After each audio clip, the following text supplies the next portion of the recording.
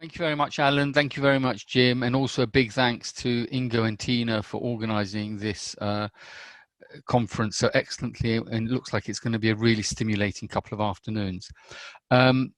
In the same way as you didn't come online to listen to Alan to speak for ages, you don't want to come online to hear me speak for ages. So I want to get the first session going reasonably promptly. So it gives me great pleasure to welcome Facundo Albornoz, Professor of Economics from Nottingham University, also currently Head of School of the Faculty of Social Sciences, to present the first paper. Just briefly, a little bit about Facundo. His academic work is quite varied. In fact, it's extremely varied. It spans work including international trade and export dynamics, and it's in that area, his paper that he'll be presenting today is related to that literature very closely. But he's also worked on issues of international political economy and the role of foreign policy interventions and the impact of foreign policy interventions, as well as on issues of education and occupational choice. So as you can see, a very wide range of topics. So without any further ado, let me welcome Facundo. Oh, sorry, a little bit of housekeeping. I should say that the presentations will be about 20, maybe 25 minutes. Then there'll be a brief presentation by a discussant, which in this case is Ingo Borkert, and then we'll open up the floor to questions. As Alan said earlier, please submit any questions you have to the via the Q&A function, and I will do my best to try and moderate and monitor that and guide the discussion after the presentation and the presentation by the discussant. So many thanks, and let me hand over to Facundo. Thank you, Michael, and thank you, Tina and Ingo, for organizing this workshop conference, and especially for thinking of me as a participant. Let me share my screen. Now it's the presentation.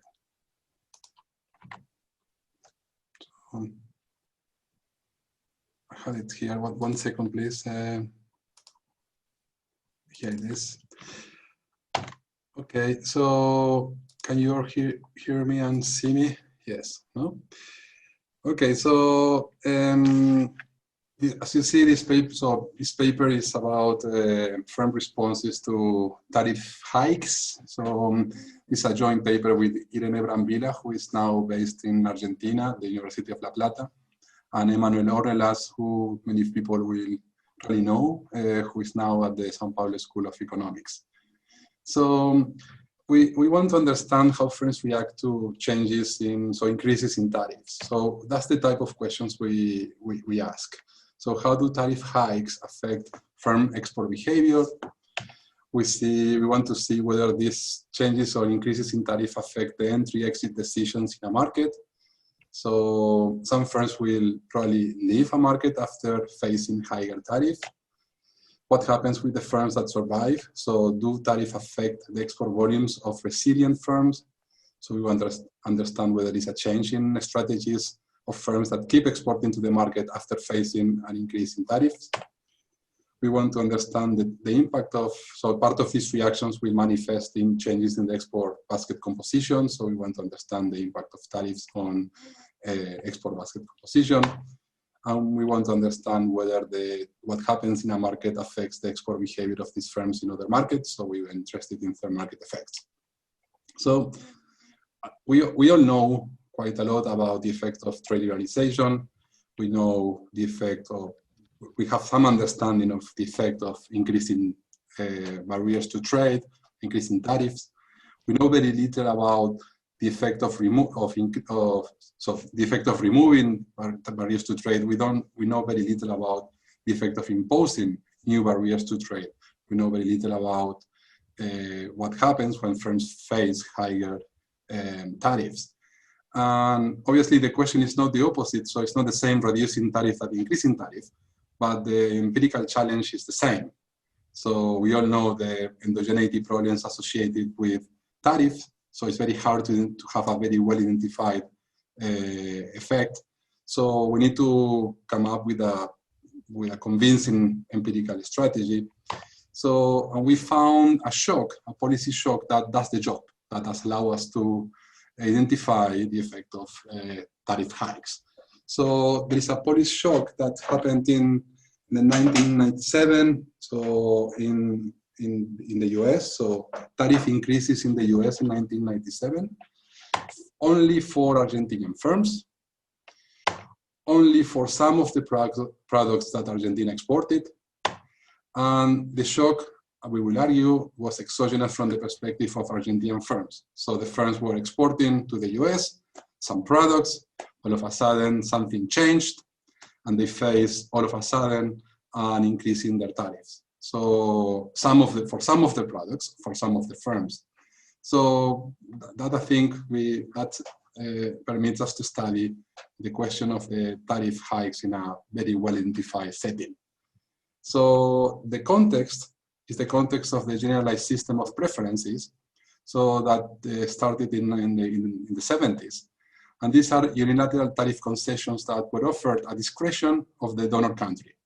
So currently, all advanced countries and some of the less advanced countries as well, they have their own GSP program. And because it's a unilateral program, they all have their own conditions. So in the case of the US, this started in 1976 and is currently offering duty-free access on around 1,300 tariff lines for 122 countries. And there is another 1,500 tariff lines for at least developing countries. To qualify, beneficiaries might satisfy 15 criteria that are not related to trade, so that gives some sort of exogeneity, but that's not the one we are exploiting. From the perspective of the US, that represents pretty little, so this explains only less than 1% of the value of American imports. And there is some beauty in this smallness, so because the country that's imposing the change in the policy is not relative change in many other things, but just the policy. From the perspective of the beneficiaries, these preferences are very much more important. So in the case of Argentina, before the suspension that we can exploit, Argentina was exporting 17% of these products under this program. So this program was very important for Argentinian firms to be able to export to an advanced country like the US.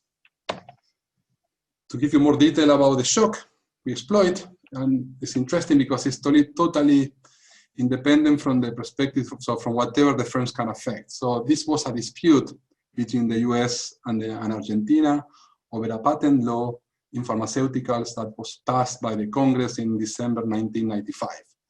So as you probably know, Argentina has a strong pharmaceutical industry, but was based on reverse engineering, and reverse engineering products produced or invented in more advanced countries. So US firms were very keen on trying to impose stringent controls on property rights in this particular sector. So, but Argentina, so all the parties, different ideologies, they all voted for this kind of nationalistic law. And the president of the country, that was very well known to be pro-US in many other dimensions of life, could not do anything against it. So he still have to stand against the pressures received by the US. After 1 year, there was the first visible indication that the dispute could be a result in the loss of GSP status. So that would be a way to retaliate and to punish Argentina for its misbehavior in terms of patent laws. And only 1 month, 2 months later, the suspension took place. This affected 1/3 of Argentinian exports that benefited from GSP. In average, the increase in the tariff went from 0 to 3.6 percentage points, and this happened immediately. I need to convince you that, so obviously you can imagine that a custom officer has to select the products to be suspended. So the selection could be an issue. So we investigated the selection to see whether the selection of the products to be suspended was kind of influenced by things that matter to the effects we want to study. So we see whether the probability of being suspended was related to the export growth in the previous years of those particular products, or whether the US selected products that were growing over time, whether they were important products in terms of in the respective markets, and whether the MFN tariff was one of the determinants in this selection. So we tried to find some logic behind the selection of products, we find none. So we find no significant effect.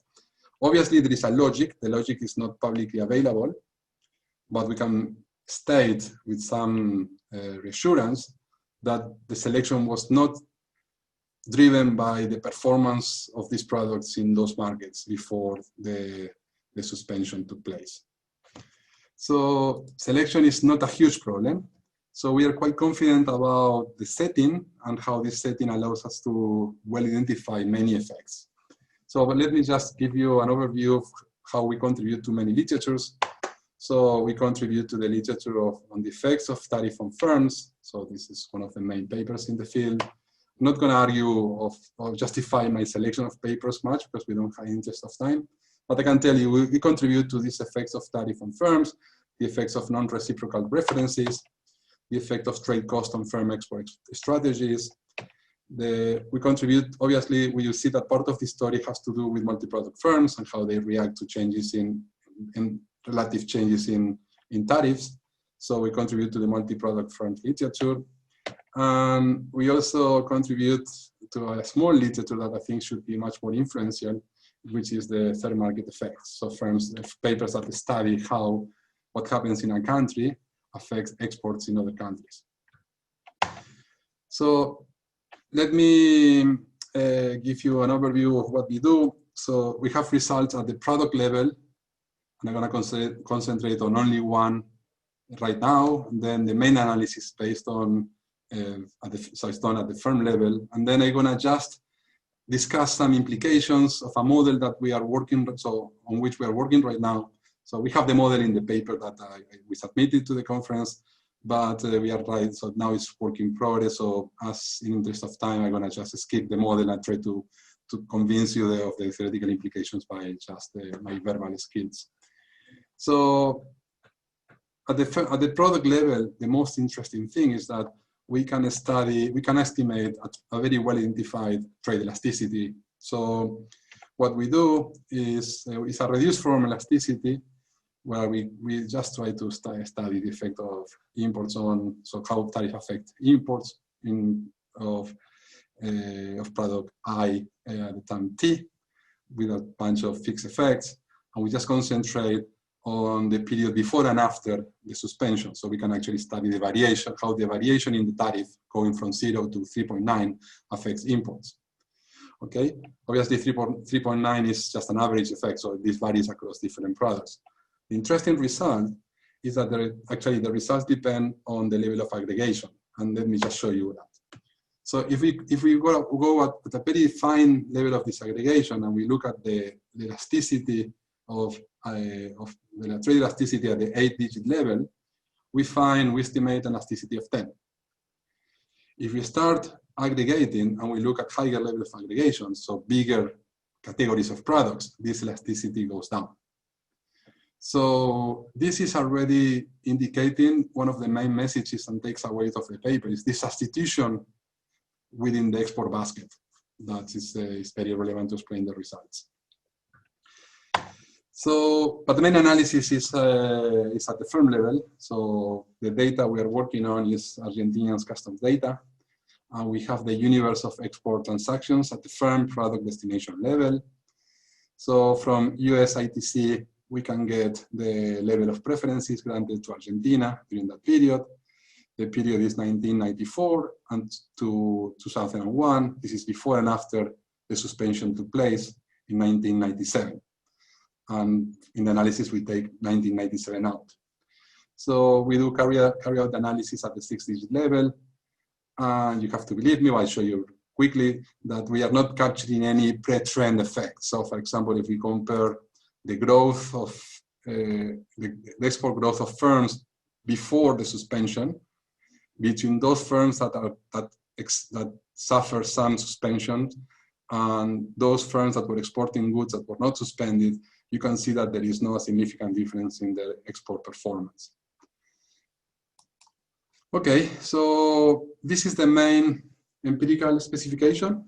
So you can see it's a simple sort of diff in diff analysis where we have an outcome variable, which is y JT, J for firm, J, and T for period T.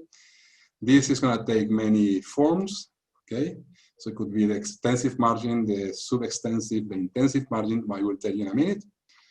So we control for invariant, time invariant fixed effect and trends. And the main value of interest is this combination of post.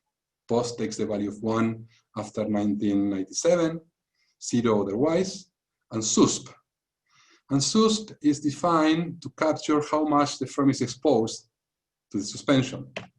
So obviously firms export many goods, especially at that level of disaggregation.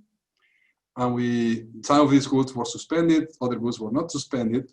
And we want to see the share of suspended products before the shock, before the suspension.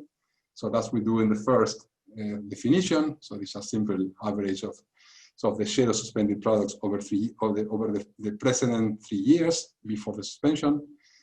And then to have an idea of the variation in the tariff, we multiply this by the MFN, because remember, these products were entering the US with no tariff, 0 tariff, and then all of a sudden the tariff goes from 0 to the MFN tariff. Okay, so with these definitions and variables in hand, I can show you the first set of results. First, we look at the extensive margin. So in that case, YJT takes the value of 1 if the firm J exported to US in period T. So this is a simple way to estimate the extensive margin.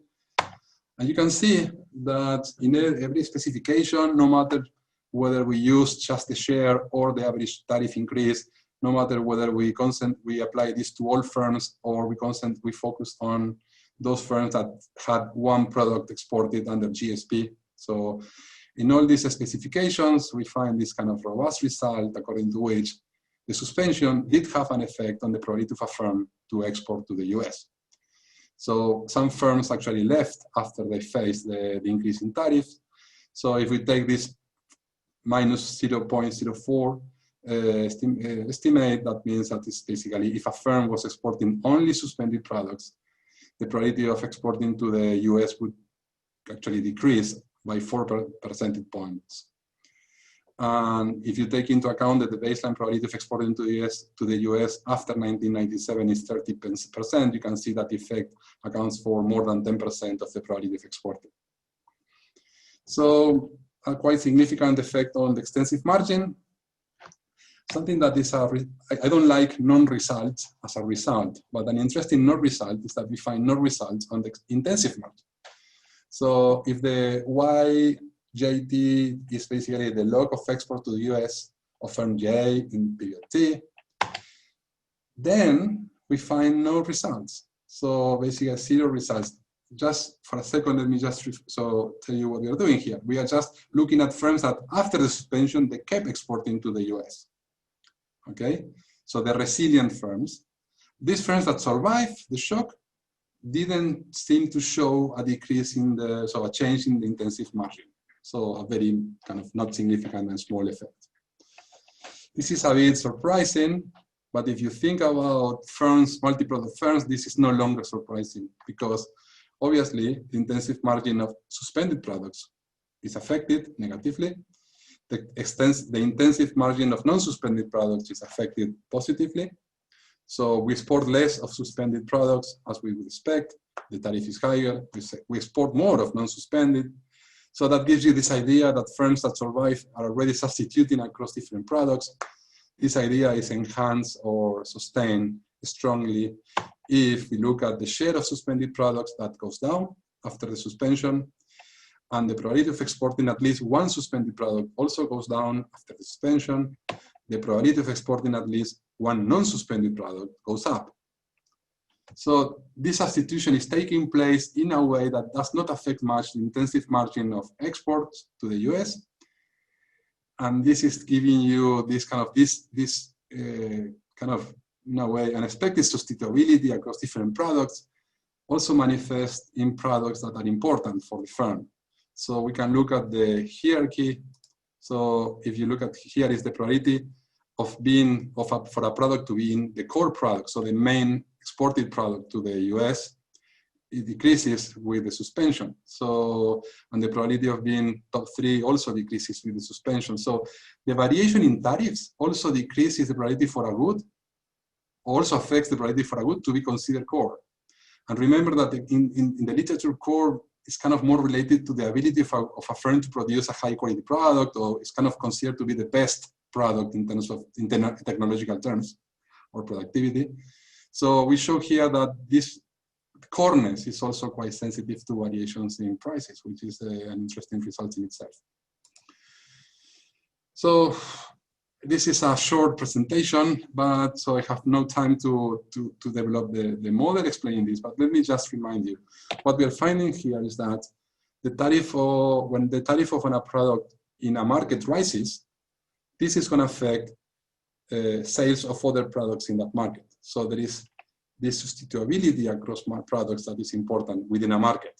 So in the model, I'm very thankful to Ingo, who's going to discuss the model in his discussion, so without any coordination. So, but we show in the paper, and we are showing this now in a kind of more extended model, that substitutability across products within markets can be explained by assuming decreasing returns to scope at firm market level. So you're exporting to a country, you're introducing more products into the export basket, but this is increasing your cost in a way that you cannot export everything you want. At some point you need to stop, because adding more products to the export market will increase cost in a more than proportional way. So, and this reduces, that puts a limit to how many products we can export. So, well, that's, if we assume this in the paper, we also find some results that are like kind of sanity test, but also interesting in their own right. So we also show, for example, that these effects are more important for small exporters. So the small exporters are more likely to be hit by the suspension in a way that they leave the market and they exit. Large firms are not very much affected because they have these demand shifters that in a way make them to be resilient and make them to be kind of resistant in terms of even resistant in exporting the goods that were hit by the suspension. So we also show theoretically that this effect is stronger for medium-sized exporters, and this is corroborated by the data.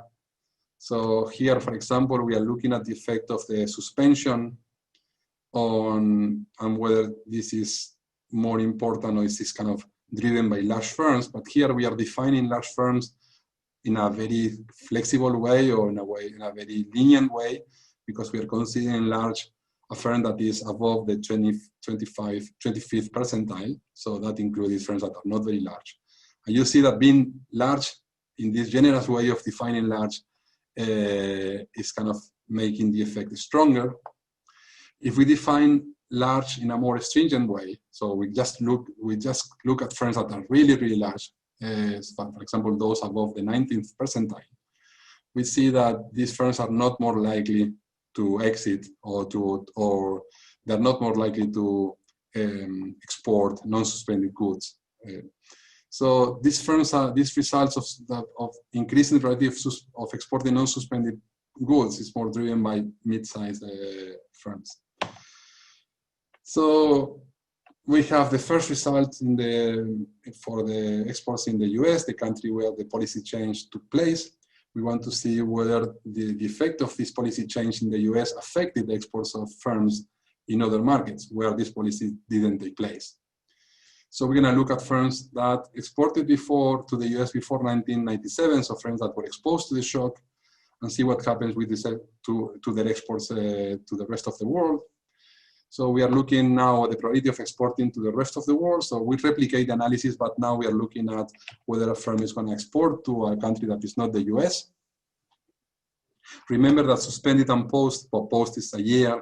So post is again, whether the period is 1998 or onwards. Suspended is defined in the same way. This is exposure to the change in the policy in the US. But we are looking at the probability of exporting to a non-US country, to the rest of the world country, to the rest of the world. And you can see, again, that this has a very robust and significant effect.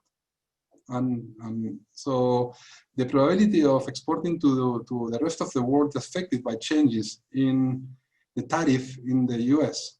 So for firms that were exporting to both rest of the world and the US. Theoretical implication of this, well, so what we are showing here is that the tariff on a product in a market rises. So when that happens, it affects sales of firms in other markets. So that shows or suggests a complementarity across markets. This complementarity could be reflecting increasing returns to scale at the firm product level. So when a firm is paying the fixed cost to export to the US, and if the fixed cost has a common component that is the same for other markets, then the firm, by paying this fixed cost to the US, is also paying part of this fixed cost of exporting to another country. And therefore, by exporting to the US, it's more likely to export to another market. So we show this, kind of in this framework. I'm not able to explain right now because of the time constraints. But if we take this seriously, we also find some other results that are kind of suggestive of this mechanism being relevant. For example, we show that firms that exit the rest of the world, they also need to exit the American market. So it would be very bad for our results if we had that the policy change affected the probability of exporting to the rest of the world on firms that didn't exit the US. So we show that this is not the case. So we show that firms that exit the rest of the world also exited the American market. And we show that this effect is more important for small exporters. So here is how we show that in order to exit the rest of the world, you also need to exit the US market if you are affected by the change in the tariff. So I hope this is clear. And if you think about this, if the fair market effect stems from scale economies, it has to be the case that this effect depends on how much the firm is exposed to the US. So imagine it's a firm exporting to the US and the rest of the world, dependent on the US, so 0. So only for those firms that are exposed to the US in a way that is above the median, this effect is the same as with the one we obtained before. So that's reassuring. So, and this kind of, we have other set of results, but they're gonna stop here in the interest of time. Let me just remind you what we do. So we exploit a relatively rare opportunity to study the effects of a rise in import tariff on firm exports. So this is restricted to the case of Argentina and the US, but I think these results are important to study the effects of tariff hikes in other contexts, especially now that some tariff will increase for the UK. And we have this relatively clean identification. So it's an unexpected change affecting only some goods coming only from Argentina. We could write the paper with the same results. We could write a totally different paper. We are the first to investigate the effect of GSP at the firm level. So how GSP affects exports of firms, whether these firms are taking advantage of GSP, whether GSP was really necessary for these firms to export. If the GSP was not necessarily necessary for these firms to export, then it could be that these firms were appropriating rent. So there is a second paper to write, refocusing the results. I don't know whether this is, but in any case, this is a paper where you can study the effects of GSP at the firm level. We find that the tariff hike matters significantly at extensive and sub-extensive margins of trade. The shocks will push firms out of the US market. Survivors reshuffle their export markets towards non-suspended products. Imagine the productivity implications of this. Imagine that the non-suspended products are these products that the firm has not necessarily a huge comparative advantage, but because of the difference in prices, they tend to export more of these products. So this could have a lot of implications at the firm level that we will exploit in a subsequent paper.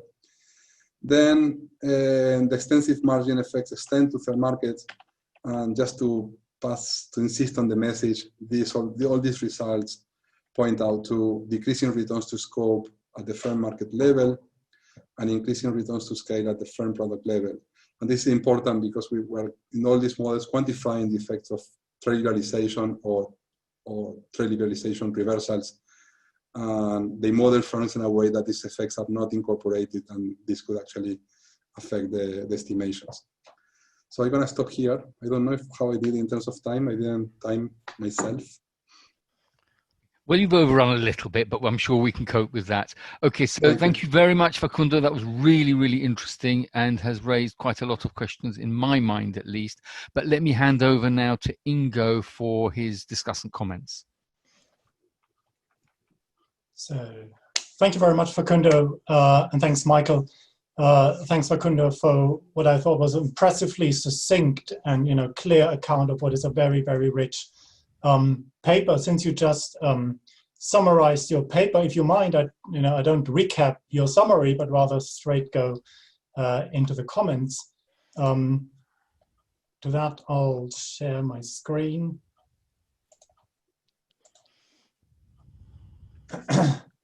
And I should say it was the paper is an absolute joy to read because it cleanly dissects what's happening around a unique trade cost shock. And as Facundo was saying, the econometrician really has hit the identification jackpot.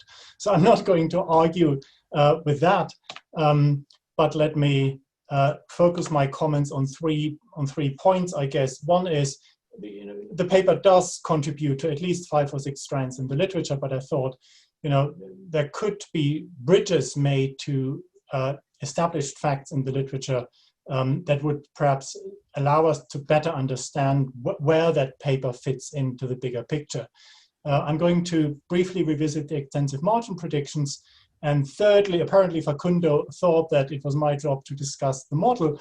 I'm not going to do it in detail, but I will touch upon the fact that combining these two individual conceptual innovations, which are the diseconomies of scope at the product level on the one hand, and the scale economies across a market level, combining that leads to additional implication that perhaps can be pursued further, maybe in that paper, or maybe it leads to separate lines of inquiry. So without further ado, let me just point out a couple of things. First of all, put multi-product firms to one side, just focus on the question, how do heterogeneous firms react to variable trade cost shocks? Now that's a question that's been asked in the literature in the context actually of exchange rate shocks, real exchange rate shocks. And the first paper to really do it was the paper in the QJE that found, and I'm going to cut a long story short, is that small firms and large firms react very differently. So look at these two panels. We've got prices on the left-hand side, we've got export volumes on the right-hand side, and that is mapped out along the firm size distribution as they react to a real exchange rate shock. So what we see is that the small firms, they're here on the left-hand side, they react predominantly by adjusting export volumes, and in the process of doing, they might as well just drop out of the market. And I think that's exactly how this is consistent with what Facundo finds. Whereas the large firms on the left-hand side panel on the right here, they absorb the shock into the markups and continue exporting. And I thought what in tables 15 and 16, what Facundo finds, especially the treble interaction effects with how the results are driven by small firms along the extensive margin, is quite consistent with that. But I think it would be great to have a bit more evidence on the differential price versus quantity responses. I think you have the data on your fingertips, and you should be able, I think, to do it, to use the unit values a bit more to see what the larger guys do. Second, now on to multi-product firms. One of the seminal papers that Facundo was rightly alluding to is the Mayer, Meritz, and Taviano paper that established that notion of sort of a core product. So multi-product firms will have a core product that they are best at doing. And then there's a potentially long tail of ancillary products. And what they find is that from an individual firm's perspective, that rank order of products is remarkably stable across the different markets to which these firms export. However, the firms tailor their export portfolio to the toughness of competition in the export market. Now, suspending a preference, a GSP preference, is very much akin to toughening competition. And so, in a sense, the unique setting in Facundo's paper, conforms to that prediction quite well. And so again, I was wondering whether we could have more descriptive evidence to begin with about the skewness of Argentinian firm level exports. What are the core products? Are the core products of these firms GSP products? Because the Mayer, Melitz, Ottaviano stylized facts, the model is different anyway, but even the stylized facts would suggest that the reaction of firms, if the suspension hits a core product, is different to if the suspension hits an ancillary product. On a related account, and that is a very nice figure that shows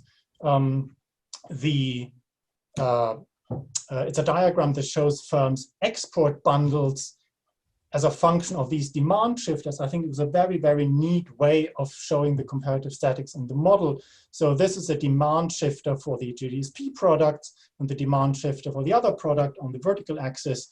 And if demand is high for the GSP product, the firm will export that one. And if demand for the second product is high but low on the GSP product, it will only export that product.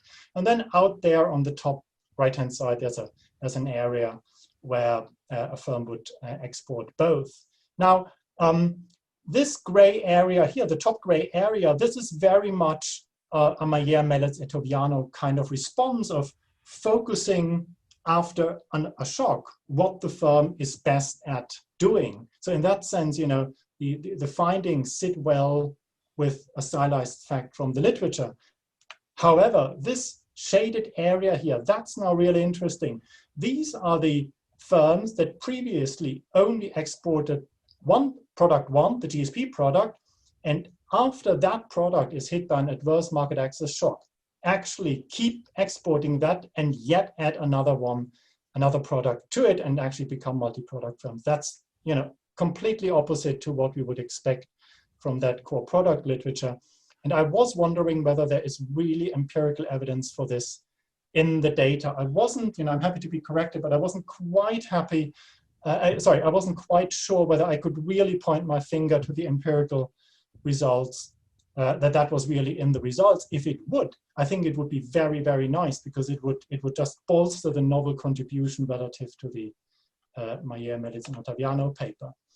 On a related note, and this harks back to an introductory table by the paper, which I think is actually very, very nice. This just descriptively, beautifully, shows a number of firms before and after the shock. The number of firms drops considerably, and yet at the same time, the mean number of destination doubles, the mean number of product doubles. And you scratch your head and in fact, what the heck is going on here? I can't wait to explore this. And this red shaded area that we saw on the previous slide is in a sense consistent with that expansion of the number of products. But my comment here is the bottom line result is actually an adverse third market effects, right? What Facundo and co-authors find is that because of the shock, dropping out of the US market leads to an export stop in the rest of the world. So where do all these additional destinations really come from? And in like manner, in the second row, the results do suggest a substitution from suspended products to non-suspended products within the US market. And so I did wonder a little bit after, I found all the estimation tables quite compelling, how that sits with these stylized empirical facts. And, to wrap it all up, let me at least talk a little bit about the model and potential implications of that model. So here's this, symmetric convex variable cost function that, delivers the mechanics in Facundo's model. We've got costs where the total, the cost of all of that depends on the quantities of both the GSP product and the other product exported to both the US market and the rest of the world. If product one is hit by an adverse shock, quantities fall. That lowers the marginal cost of the other product, and so more of that will be exported. So that arrow, is just showing the mechanism that drives Facundo's results. However, at the same point, I thought that a lower marginal cost for the second product should, at the same time, bolster the sales abroad in the rest of the world.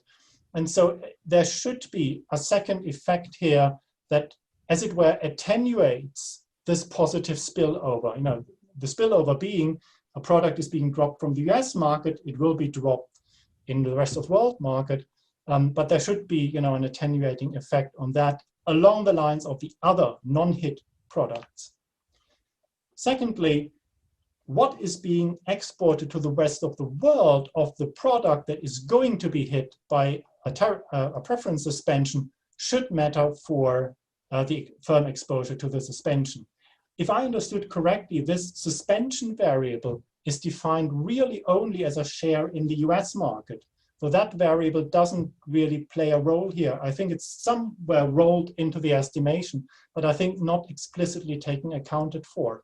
And so clearly it must make a difference for a firm who exports a lot of that product to the rest of the world when the preference is being suspended in the US. And lastly, I think these spillover effects, if you just take them, you know, as they are presented, I think they should be mitigated by gravity forces, right? I mean, for expositional reasons, Facundo has just, you know, rolled everything into the US market on the one hand and the rest of the world on the other hand, and that's perfectly fine for developing the thing. But, you know, the shock happens in the US market. The spillovers to Canada, Mexico, perhaps Colombia, it should be quite different to the one, because they're proximate markets, to the one that, let's think about European markets, right? If you could see these additional gravity forces of proximity and market size being at force that work inside the rest of world aggregate, that could potentially, I think, be quite very nice. So let me wrap up so that we have at least 10 minutes for Q&A. I thought it was a really excellent paper with a rare treat, as it were, that it offers both empirical insights and, you know, conceptual innovations. And these two results that you see on the screen, the product substitution in the US, is being this insignificant overall result being driven by two very significant effects that are of opposite direction, though that's very nice. And you can also see very cleanly that these third market effects, which are important, are driven entirely by those who actually exit the US market. That's a very compelling result. So to segue us into the discussion, you know, the big white elephant in the room is obviously, you know, it's a world in turmoil, as Alan said in the introductory remarks. There's going to be a rise in trade barriers, you know, around. Facundo hasn't said a lot about the external validity of his results. The paper is very cautious, rightly so. I think, you know, these rise in trade barriers will take all sorts of forms and shapes. They could be fixed rather than variable costs, and, you know, we have to be very careful. But I think there is a concern about unintended effects on firms who optimize their behavior on the basis of their global export portfolio. That concern, I think, is looming rightly very large in the back end, especially for micro, small, and medium-sized enterprises. I'll stop here. Great, thank you very much, Ingo. That were really great comments there. Facundo, before you respond to those comments, you may or may not have seen this on the Q&A. I've got 3 or 4 questions to add in that have been posed on the Q&A, and then I'll let you try and respond to as much of this as you can remember. Okay. So one question was just with regard to dealing with the Argentinian recession over the time period and how you handle that, because you haven't mentioned that. The second question was with regard to whether you have done any analysis of impacts on workers, and whether you have the data and that you could subsequently do that possibly in future work, whether it impacts on different types of workers, different regions, or by gender and so on. The third question was with regard to the time profile of the firm response. Did the impacts occur immediately, or was there a delay in the response? Do you have the data and the information to look at that? The fourth and almost final question, because I'm going to take the liberty as chair to throw in myself. The fourth question was, when you talked about non-suspended product exports increasing to the rest of the world, to non-US markets, was that on the internal or the external margin? And then my final question was, what's really interesting is the way you're looking at the way the differential responses of firms, heterogeneous firms, to this tariff hike shock. And it struck me, well, two things struck me listening to your presentation. One was something that Ingo's already mentioned, is that another dimension in which firms could be responding is to do with their markups, and whether you have the information to estimate firm level markups and think whether the adjustments that are taking place at that level. And then in terms of this sort of third market substitution effect, clearly there's another third market which isn't taken into account here as far as I can see, which is the domestic market, and whether they're switching sales to the domestic market. But I ought to stop now and leave it open to you to respond. Thank you, Michael, and all these questions. And Ingo, it's like we coordinate on your discussion, because you discussed the things I didn't present. So thank you for doing my job. And so many questions. So first of all, obviously we are concerned about the effect of the recession, but we try to control for it. And we don't know exactly how the direction of the recession will go with respect to the variables we are looking at. So the lazy answer is basically we control for it, but it's true that it requires a little bit more thinking about whether, for example, in recessions, if exports are counter-cyclical, then you would have a tendency to export more to the US during this recession period, or at least part of the 1999 and the 2000. So we try to deal with that. It requires more thinking the direction of the effect, but we still think that it's kind of well identified how there is the differential effect of these firms that are exposed differently to the suspension. So still that differential effect is meaningful. So Ruth, obviously that would be fantastic exercise so it would be great if we could actually look at that. We have data on formal employment. The problem in Argentina is the level of informality of employment, so that always casts doubts about any effect of trade on employment in the case of a country like Argentina. But we only have this measure, and it's not rich enough. But I'm happy to share it if it's interesting for you. Stefan, the timeline, yes, we have the regressions by year as well, and the effect takes place immediately. So it's just it's mainly driven by changes that are already manifest in 1998. About markups, obviously that's very interesting. That requires another type of model where you endogenize the markups. What we do is we have the unit values, and also there's a concern that you didn't mention that we always have in some comment I had in previous presentations. So you could think of what's going on is firms that are hit by the suspension and they start exporting non-suspended products, but in fact they're exporting the same products as before, but coded differently. So the first answer to that is basically, come on, we are talking about the US customs, so it's very hard to imagine that Argentinians, even if we are very good at bribing, not gonna be able to bribe the customs officers in the US, but also in order to go further, trying to see whether there is that kind of dodgy substitutability, we look at the unit value of products that were suspended compared to the unit values of, unit values of products suspended that were replaced by non-suspended products, whether the unit values are the same or correlated, and we find that they are not correlated. So, but we haven't been able to do anything on markups, to be honest. So we definitely restrict the sample. So we definitely look at the effect of the extensive margin of exports on non-US countries. But we are looking at the effect of the suspension in the US only. So nothing related to what happens in the rest of the world. So the change in the tariff is only in the US. We only look at extensive margin, but of course, as Ingo pointed out, the extensive margin result, so taking the rest of the world as a whole, is just a way to have more observations and getting kind of more significant results, or at least,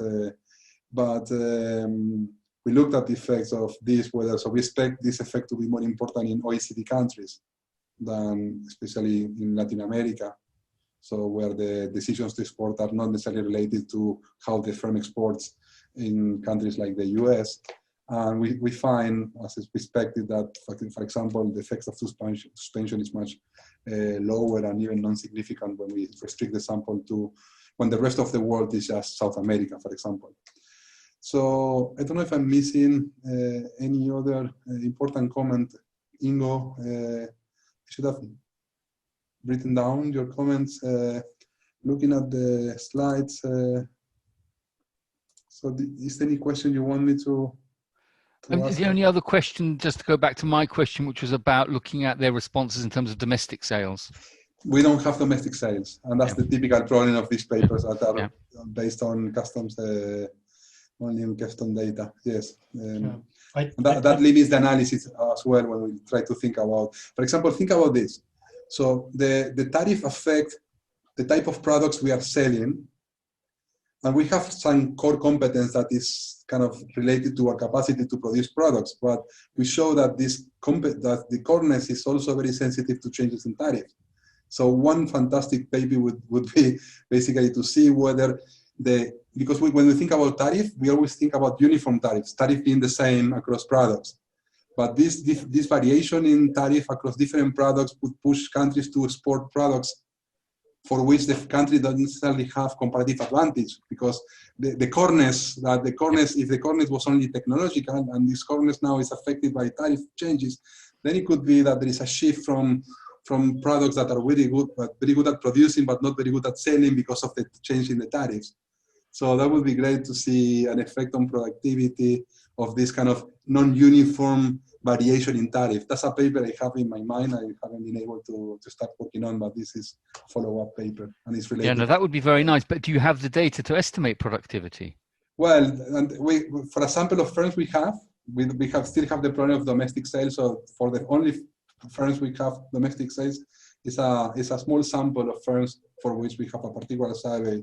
But that's the paper I would love to write. So good luck with that. Yes. Okay, Ingo, did you have any final comments or questions before we wrap up this session? No, thank you very much to Facundo for taking up almost all questions. The domestic sales, I had it on my slides. I crept it out for space reasons, but it comes in directly for the firm exposure. Right. Clearly, there are firms who rely much more on exports and others who rely much more on domestic sales. And ideally, we would want to take account into that. Sure. Thanks very much, Facundo. Okay. Yeah, Facundo, thank you very, very much indeed. And thank you to all participants and to questions posed. We will now take a short 5-minute comfort break before we start on the next session. So 5-minute comfort break, and then Tina will send round a 1-minute warning before we're due to start. Thank you very much, everybody, and especially again to Facundo. Bye. Thank you.